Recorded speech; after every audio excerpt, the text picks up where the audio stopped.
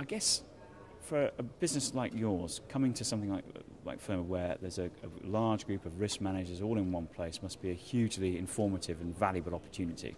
It is definitely just that. Gives us an opportunity to interact with our clients, to talk to those individuals that we see routinely on a service basis, but it gives us a chance to sort of plumb the depths of thought around new areas of interest, and to see if we can draw out from each other, not just us from them, but from each other, sort of morsels of interest where we can shape future discussions that will, adhere to their benefit. And when you are having those discussions, what are the type of risks and concerns that they're bringing to you? Mike, I'd say that clearly the globalization, they're looking at their businesses, risk managers, chief financial officers, looking at their own businesses in a more global nature. They're looking to break down silos within their organizations to better ascertain where and how to protect their company's best interests, how to make their businesses better. I'd also say they're looking for a higher level of consultative risk management advice. Clearly they're looking for individuals with expertise in their particular industries or verticals. And I think you hear a lot about cyber and NatCat issues, but there are also emerging risks as well. Are you picking up on some of those? Are they resonating with you at all? Well, you picked two right there, of course, that continue to emerge and develop both the nature of the risk, the extent of the exposure, and the industry's answers to those problems.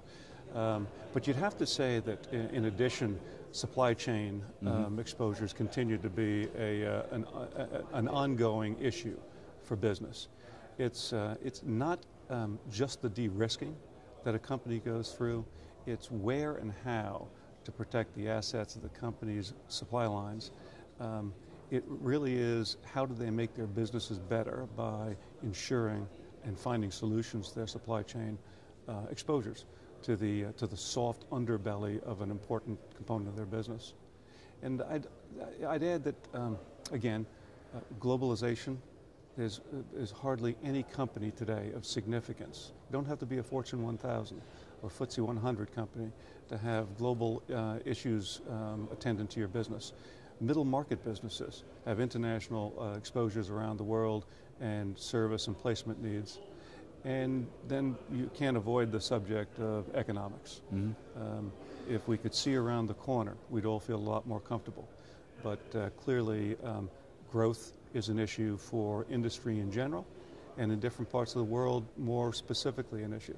So economic underpinnings of a healthy environment for business is quite important.